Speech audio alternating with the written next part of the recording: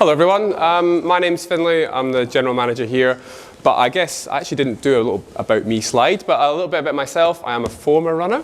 I have also made many mistakes. I actually had a patella tendonitis when I was 19 that took me out of my favourite sport because I thought I needed to run a lot. And I'm just going to keep running every single day. And I went out and ran every day, and I shot collar, I picked up an injury. I'm now a returning runner as I have signed up for an event at the end of June, which I'm massively regretting, but I'm enjoying getting back out there. But I guess more professionally, back when I was in Scotland, I worked with Scottish Athletics for 5 years. So I led on their strength and conditioning programme, working at our pointy end. And if anyone knows anything about Scottish sport, we're not very good at running fast, but we are quite good at running far. And we're slowly getting better at that. So I had a really diverse array of athletes, and I'll draw on a couple of experiences as we go through here, but I really want to make this information as applicable to yourselves as well. So some of the information Andrew has been over, but a scary stat is that a runner, between 18 and 92% of runners should expect to suffer an overuse injury every single year. And there is varying research showing either end of it, and it's really broad spectrum. But what we can see here is an activity and a sport that is very easily accessible for people, but can then become a burden and a real problem for them. So what I want to do today is I'm going to firstly be talking about how performance is actually resilience, some common strength and conditioning myths, and then we're then going to be going into specific tissue training, and I'm really putting, again, a resilience or a robustness lens on today. And then for anyone that is willing to and capable, we're going to go out there and we are going to do some activities. And I want you to be able to leave basically with a cookie cutter program that you could use. It's simple, you can do frequently, and you'll be able to relate that back to the tissues that we're trying to work on. So before we go into that, this is one of the most interesting research papers I've ever come across, and it is conducted in Australia, and it consisted of taking 33 your international track and field athletes and following them for over 5 years, which was 76 athletic seasons. Now what they did in this is they tracked days lost to injury and illness. So effectively, if I had a problem and I was unable to follow the program that I was prescribed by my coach, that was chalked up as a day, and that was accumulated. Another interesting thing that they did is they also took a note of the performance goals of all of the athletes within it. Now in athletics, a performance goal could be anything from hitting a personal best time to throwing a certain distance, or even actually placing in a certain event. So they were tracking that, and then they were comparing it across, which is, firstly, if anyone's sciencey in this room here, it's very hard to get a lot of people over a long period of time to track it. And a real problem that we have is research is very short. So why am I telling you this today is that what they found is if an athlete had less than 5.2 weeks lost to training every 6 months, they were 7 times more likely to hit their performance goal. So to flip that around a little bit, if you're able to make 80% or more of your prescribed training, you have 7 times more chance of hitting the goal that you've set for yourself. Another interesting fact is within that 6-month period, and they looked at it continuously, is if you have 2 injuries or illnesses or less per season, you are 3 times more likely to hit your goal than someone that is picking up 2 or more. So what I'm really trying to get to here is that when we do get injured, like injury is not the worst thing, it's that they are solvable, we'll heal in a Wolverine style manner, we do that. But when we get injured, what happens is our muscles atrophy, so they shrink down. And absolute kind of shameless plug here is we work with a lot of people who have maybe had a lot of injuries that are non-runners, and the first thing that we try and address is rebuilding that muscle mass, because it is easy to lose, and typically stats that you can see of people that are middle-aged, midlifers or older, if you have a week or 10 days bed-bound, you can lose up to 1.5 kilograms of muscle in that time. Now, why does that happen? Our body, the protein synthesis, or the system inside our body that's creating muscle, all of a sudden from creating it, it down-regulates, and all of a sudden we're losing more. And it happens rapidly, and muscle it's a time-consuming and it's a challenging thing to build and grow, and I say muscle and strength interchangeably today. Now, second thing that also happens, I really struggle to get a picture of a tendon, very difficult, is tendons typically like to be loaded frequently. Has anyone had a tendon issue here? Hand up, yeah? They respond very well to frequent loading, okay? Loading being, whether that's running, whether that's strength training, they respond well. So when we take time away from that loading through injury or illness, they don't love it, and when we come back in, it's very easy to overload them again. So that consistent frequency is important. So when what does that mean then is that often a client will come to a strength and conditioning coach thinking, I'm coming to you because I want to be stronger, more powerful, I'm going to smash my times. The reality is that most runners will come to a strength and conditioning coach when Andrew is fed up of seeing them repeatedly over and over again, and they need that accountability. But in essence, what I'm trying to say is our role is not the fancy explosive power stuff, and performance is driven by just being available to train. And it is a boring secret within here that we are maybe not really strength and conditioning coaches, that we're really here prehabilitation. We're here to bolster you as much as you possibly can. So this is now going to move on to a few interesting myths that I want to kind of go over. I think will be good sound bites for yourselves. But the first one is that strength training is unlikely to change exactly how you run. So often people will come in and say, I want to get a bit stronger through here so I can be a bit taller when I run, or I won't hip shift off to the side. As Andrew said, it's very difficult to change that. And when we do strength training, what we do is we actually typically improve the tissues so they can just tolerate what we are currently doing. We all have varying different running styles, and we kind of have to, in some respects, accept what's going on. If we think about how frequently we run and walk, they are innate activities that we do on high repetition. If anyone's been in the gym and you're trying to learn to squat and you're doing 3 sets of 10, think about how many sets you are doing every single time you take a step. It takes time to change, and strength training is not going to be that magic pill. Number 2, it will not increase your body mass, okay, in a major way. That is often a common fear amongst elite athletes, more recreational runners, that if I do strength training, I am going to turn into Arnold Schwarzenegger. It is, any of the coaches in here, it is very hard, and it takes time to it takes time to build. Now, what is also happening is if you are running frequently, there are kind of competing signals going on in your body. But the benefits of strength and conditioning are not just muscle size. There are a lot of neurological elements that are going on inside your body that can help you performance and injury resilience. And then the last one, and I debated so hard whether I actually include this, because there is a huge amount of nuance in this statement.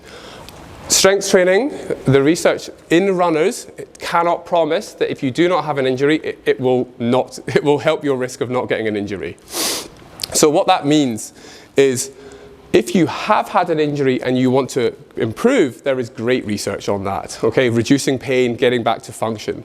But the principles that Andrew outlined, and I was so happy, obviously, been seeing in his slides about the frequency of your training, the load, keeping a monitor of that. That is just such an important factor, and it's so there that the strength training, it has other elements behind it as well. What I will say is there is evidence in non-running populations that it can reduce their injury, whether that's military, soccer, huge amounts of research. I'm sure there is some in AFL as well. Yeah, exactly. But just specifically within running populations. So if there is, that just means that maybe the research isn't great or it's not enough funding, whatnot. There are other elements at play here. As I said before, it does improve function and reduce pain post-injury. Some of the injuries you spoke about there, patellofemoral, IT band, working on glute strength, knee strength, there is some good evidence behind that. And then we're kind of relaying to a previous point. If you are strong and you have taken time to build that strength and you do have an injury or problem, then your level is so much higher than someone that's down here already in there, and your ability to get back to that training is going to be faster. You're going to have better robustness there. So there are, I know it's a big caveat here, there are lots of positives and preventative ways that you can use it.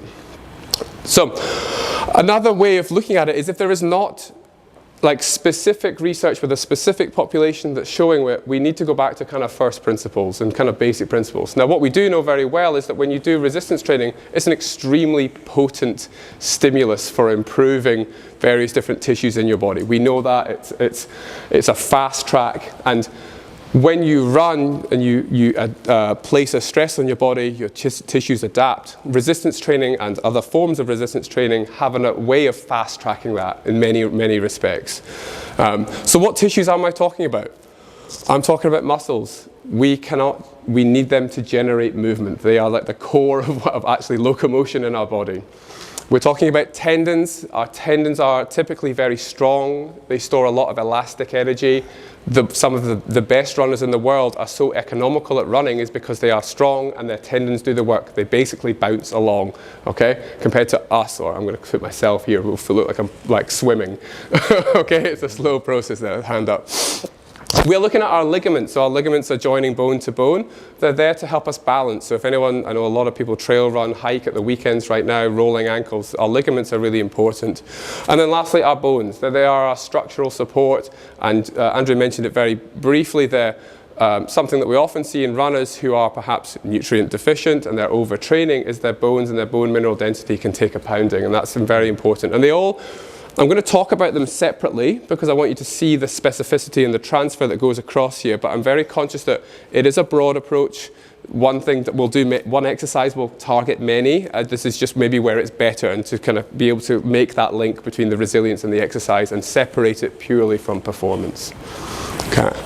Okay, so ligaments. I'm going to go through all of the exercises in different sequences, and then we're going to go out. And for any willing participants, I'd love to just be able to get a couple of you up so you can see them and go through them, and anyone else that's not taking part can view them. If I have all of you doing it, it will be chaos.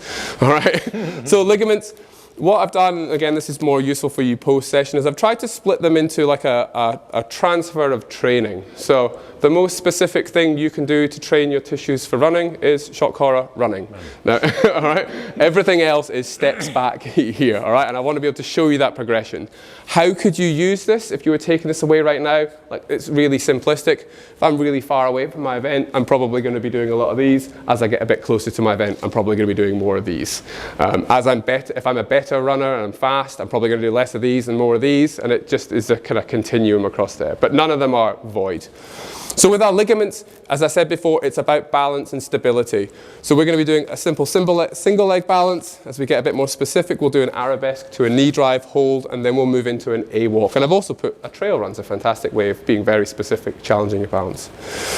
When it comes to tendons, something broad is with 2 legs. We can do a broad jump, like a forward jump through, or horizontal jump. A pogo, which a lot of our clients, if you're in here, will be very familiar with, being able to work on your ankle stiffness, and then moving into an A skip, again, that kind of bouncing and starting to transfer across.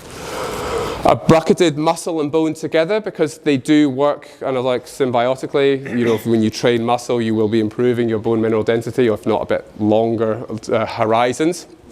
This is the core. This is squatting, this is step ups, and then I've actually included an isometric calf raise that we can take a look at as well. Okay. Right, it is time to do some activity. Can I get a show of hands of anyone that is willing to do some exercise? And again, it's not going to be strenuous, it's just an example. I got 1. 2, thank you. I feel like I'm doing selling a house.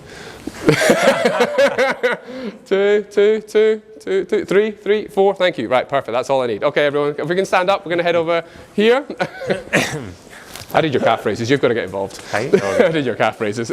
Right. What I'm doing can be literally the sequence that you do it at home or in a gym as well. So the first thing is just a single leg balance. So can everyone participating just stand on one leg? All right? And you can also do this as well. If you are standing there, you will probably be feeling your foot moving around, your ankle adjusting. Okay, can everyone now transfer to bring your knee up high so your thigh is parallel? Okay, good. And now can you close your eyes? Oh. Yeah, and you can open your eyes. Okay, and all I've done there is just very simply it's just made it progressively a bit harder. Now, where we see people go wrong with exercise as a whole is they get their entry point. They struggle to know exactly how much to do and at what intensity to do. The way I would say to you is, start low and build. It's much easier to do that and gradually go up than go very high and then go, oh God, I've made a mess of this and have to go down. Whatever you're doing, and even if you're coming into a session, just start low and just build up. There's no ego, or it doesn't really matter. You probably look sillier if you just get injured, but that's fine. Okay, the next thing we're going to do, and you'll need to take a couple of steps forwards, is an arabesque to a knee drive. So again, this has a lot of other kind of tertiary benefits to it, but we're just going to stand on one leg. You're going to go over like so, and then you're going to come up to this knee drive, and you're going to hold this position. All right? Can everyone just try that? Just do 2 or 3 reps on one side. See, exactly. I told you. Good.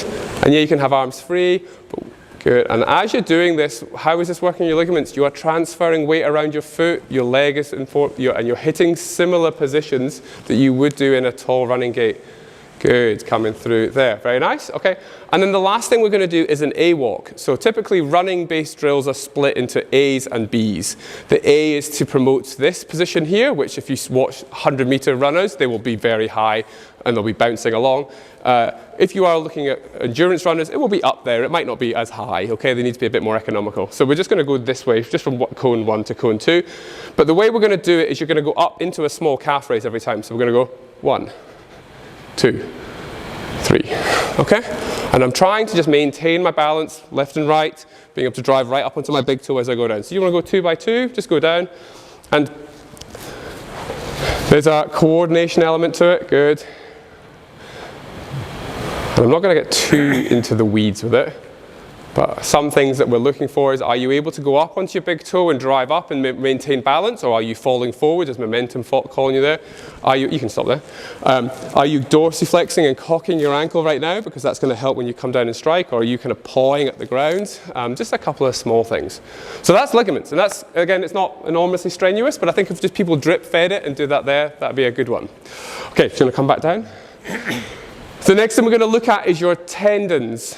So we're going to do a broad jump, a pogo, and an A skip. All right. So our tendons are elastic. Okay. So we need to stretch our muscles, and then that's going to engage our tendons, and it kind of whips back. If it's very slow, it's not going to have as much tendon. So running, when we're contacting the ground, can be from 0.2 of a second down to sub 0.1 of a second, we're hit and we're off. And one of the reasons that fast runners have such a quick kind of contacts, they're up at that 180 plus, is because they have to. If they spent any long term on the ground, they would be hitting the ground. They need to be able to get their foot on and off the ground as quickly as they possibly can. So the first thing we're going to do is a broad jump, just simple, long. I want you to come down and load and then forward and land in a relatively athletic quarter squat position here. So we'll get you to do that. Just do 2 and then come back round. Hold. Whoa, Tom. Yeah, very nice. Good. Thank you. Perfect. Good. So you can see, again, everyone has a slightly different movement strategy, if you like, here. As you become more proficient with it, you probably descend faster and you'll accelerate faster. But just, again, start slowly and build up as you go through there. Now, a pogo is a double leg kind of ankle jump, all right? So you can see for our participants here, they were able to, great propulsion and move by hips and knees, and then our kind of ankles were complementing it and setting them off. This one is very much about ankle calf conditioning. So what I'm going to do is going to look like this. And you can hopefully see that the majority of the movement's coming from ankles. I'm contacting the ground or in middle, a little bit of forefoot, my personal style, and I'm quick off the ground. Now, getting quick off the ground is hard. It requires a lot of coordination. So again, if I can get people to come round, and I might pick on a couple of people as well. Cool, on you go, no pressure. Very particular, good. So we've got someone here that's very forefoot striking, okay? Tom has been drilled by me, that's fine. He's one I prepared earlier. Yeah, exactly. Nice, actually, that was pretty good. So I was kind of actually hoping that someone might be a bit slower and be a bit more like this. Okay, but everyone's already well trained, which is good. So we're just kind of progressing into something that's a bit more like the demands of running. And this can help you become springier and bounce a bit better. But reality is it's more for resilience, okay, and being able to strengthen to your calf and ankle complex. And the next one we're going to do is an A skip. So this was an A walk. We're just stepping forward, and we're now going to do a skip. Now I'm going to do it a specific way. We're going to do 4 bounces and then change and then do 4 bounces.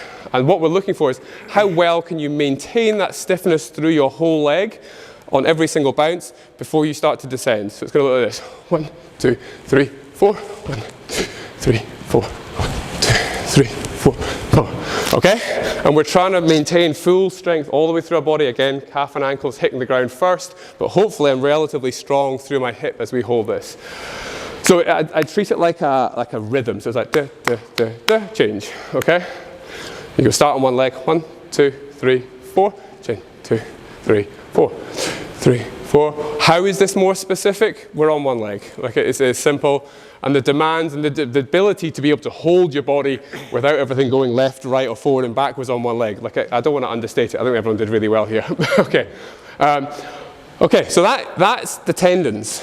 And again, we can do our balance work into our jumps, and that's a nice warm-up for our body as we go through an exercise sequence as well. Has anyone got any questions on that before I move to the strength stuff?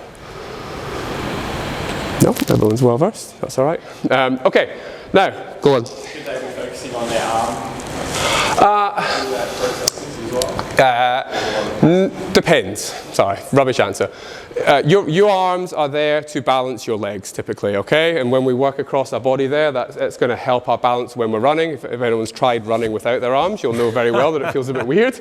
But I do find when you're doing something that is challenging capacity-wise, like it's difficult to hold this, and all of a sudden you add in a technical element of your arms, I think people become very fixated on their arms. I would rather they were relaxed, and you're strong through here, and you change, and when you've got that down, we can add an arm in, okay? Where an arm can be useful is, we do have this kind of cross-body reflex going on. So if we are able to bring our arm forward very well, we will be able to then push our leg down into the ground harder. And I haven't really emphasized it, but running speed is purely dictated by how hard can you hit the ground and push off. People often talk about, oh, I need to be faster. Yes, but you're making more contacts. Like ultimately, to go faster at the physics level, you need to push into the ground harder. Okay, so we're going to practice that.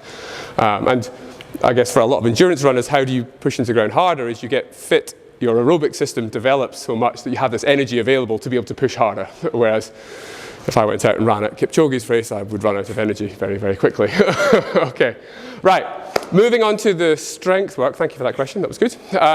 It's simple. Like I've got some kettlebells here. It's a squat. Okay, so if I can get everyone to come around, just grab one kettlebell each. I'll get two of you.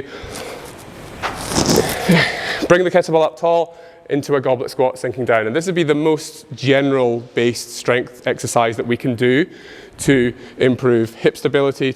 Yeah, that's a 20. You don't need to do that one. I just kind of grab a 16 or a 12. For you. And thanks. No, that's all right. It's all right. That's okay. This is the most sort of like general movement you can do for quality of life, for running, whatever it might be. If you are stronger through your quads, I think as Andrew said, and you are hitting the ground, they are often your brake pads, okay? And they needed to be able to be strong to then move on to the next movement. So just pick it up to here. I don't really mind how people hold it. There's lots of different ways. I want you to just do 10 reps. I want you to sink as low as you can with balance. Keep you like a nice even midfoot pressure. 1. Try to keep your whole foot in contact with the ground. Yeah, nice.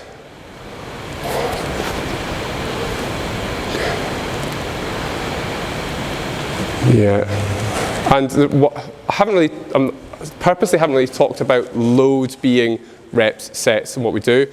I think the easier way would be to start with a simple movement, challenge it with body weight, and then add a bit of load as you go along. And for running specifically, some of the evidence shows that shorter, frequent strength training sessions are sometimes better than lots of very long ones. So if you are doing strength training 3 times a week for 15 minutes, which is very possible pre-run or post-run, rather than sometimes having to fit in these big chunky things, that could have a better effect on you. Okay, the second one is going to be a single leg sit to stand, but we're going to do that when we get back over there. But the last one we're going to do is an isometric calf raise. So can I get everyone just to come round here? And I'm going to show you what we would do with a lot of our clients.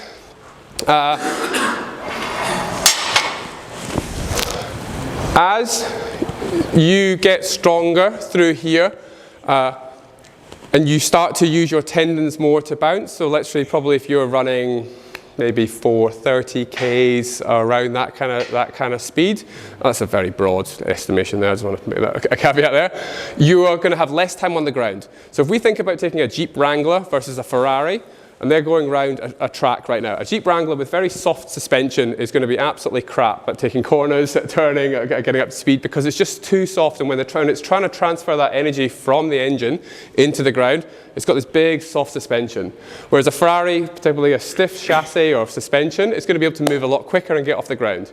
So if the first thing that in contact with the ground is your calf and ankle, we want to create a stiff, I don't mean stiff like a pensioner, I mean stiff as in like a strong spring, calf. That will start off with calf raises, which Andrew has obviously spoken about, and we big time champion them here. But you can then transition it into some isometrics. So an isometric is like a still movement. Think like a wall sit, but a wall sit, you're in control of it. We're now going to push against an object that can't move, and that's going to be a huge amount of load, and that can be a really good transfer across. So this is one technique that we use. You would put a bar, and then you would put some hooks upside down, and we've just attached that. We would get into a position, and then we just push as hard as we can against it, and we can hold it, and you can just gradually build up the amount of time that you're holding that position for.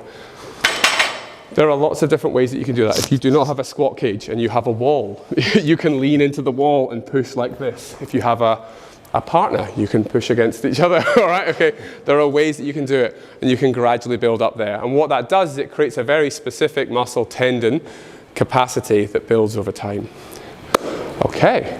And hopefully, as you've seen there, I've gone through basically warm up into main session into accessory work as we're doing. And that is a standalone session. And if you were doing that 2 to 3 times per week, you know, if you've got the time for that, you will be golden. You will dramatically improve your resilience as a runner, okay? And it's short bursts of good quality work. I'm done. Oh no, I'm not done. We're going to do a single leg sit to stand. Come on back round. So, a single leg sit to stand, we actually did a seminar talking about skiing very recently, and we did this as an injury resilience measure here. But what you can do as well as at home is if you get your calf right in the back against the here and your foot underneath it, not out in front, and your hands out in front, just sit and stand, and you have again a really potent, difficult strength exercise. You can do no equipment, do it at home, and it'll be a great transfer across. You're on one leg and balance. Okay? Any questions? No. Yeah. Any questions, or can anyone think of actually maybe more specifically any concerns that someone might have about doing strength training, or reasons why they haven't engaged with it? That's all right. Everyone's involved. Cool. Thank you very much. I'll pass it over. Yeah.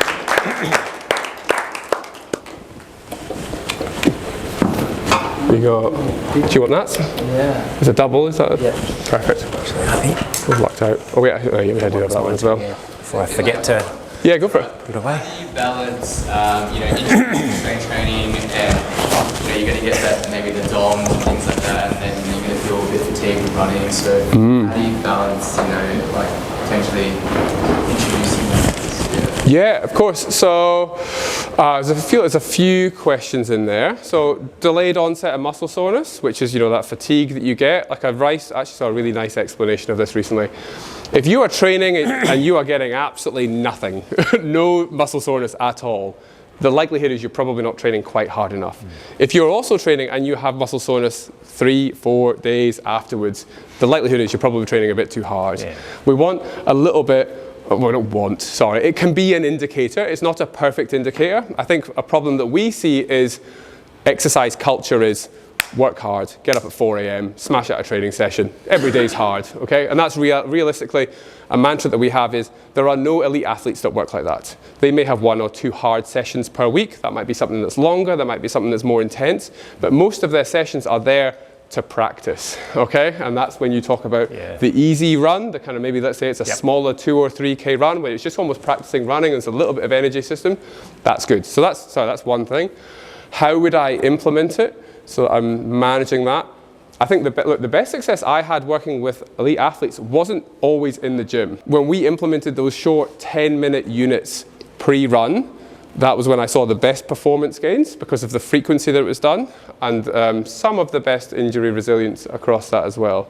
So if you have a short run and you could want to just do a little bit and get started, I would recommend do the balance and do the plyos and get that consistently as part of your routine, and then layer on the strength training. Realistically, so one last bit is, adding strength training into your routine is another load. It's not it's not this halo effect of it's never going to do anything. It is accumulative. So if you are doing 1 hour of running and all of a sudden you add in 2 additional hours of strength training, you've tripled your load immediately, and that does take time for your tissues to adapt there. The last little point I would say is with running. When you are first starting to do some strength training, you're probably doing some more body weight or low load exercises. We will typically do some higher repetitions because it can take that number of repetitions to get that stimulus. Once you're up to speed, realistically, your volume should be quite low. So what do I mean is like some harder sets, so as in like 3 sets of 3 reps at a decent load. And that will typically not provide as much of a muscle soreness effect as doing bodybuilding 15 reps and cranking it out there. So you kind of almost like earn the right a little bit, and then you can do a strength training session and you've done a total of 10 sets of 3 reps of a variety of exercises, and you've got a good stimulus because you've lifted a heavy load. That tackles your neuromuscular system and also your physiology. Good question. Sorry, I hope I asked that in a few different ways. Any other question? Do you ideally want to alternate between a strength session and a running session? Yes, you do. Yeah, you want to provide enough recovery from something. So again, if I was to draw a hypothetical week right now, I think the perfect landmark is when is your big important session. So if we say that's your long run, let's say it's a Sunday, nice and easy. Sorry, let's say it's a Saturday actually. That's the first landmark that I've got in there. So I know that probably the next day I should be recovering. Okay. Then the day after that, I'm probably looking to find something that's like of a medium intensity. So that could be the strength training. And with a medium intensity, I could back it up another one, medium intensity, and then I might want to have a second rest. And then go. And I'm just piecing it together of the week. Other ways that you can cut it up are, when do I know I can rest? And then if that's my rest day, then I have my harder thing before it, and whatever. That makes sense? But typical recovery is 48 hours. But as our tissues start to adapt, we can do a bit more of it. And also, our breadth of intensity alters as well. That makes sense. So we've got a bit more range. Not everything's hard anymore. Yeah, the other thing I'd just add is doing a strength session after a run gets more of a tick than trying to do a strength session before a run. So, we certainly don't advocate people doing a strength session and then going for a run. I think that's more associated with injury, but the other way around. So if you're doing, for example, a lighter run and then you come back and then you finish off with a strength session, that gets a tick. Certainly once you've built your tissue adaptation up. And this is when you get into that stage where maybe you're running 4 or 5 times a week, so you don't have so many complete rest days in your program, but you might start to double up some sessions in that way. I think as a whole, for running for fun kind of thing, if you can run 3 days a week and you run that consistently, you will be head and shoulders above so many people if you're competitive. But just that level of consistency is amazing. I think people will strengthen your cross train. Exactly. That's that's a fair amount of training to get in. Let's say you're knocking out 10k, 15k for your longer run. That's tough going. Cool.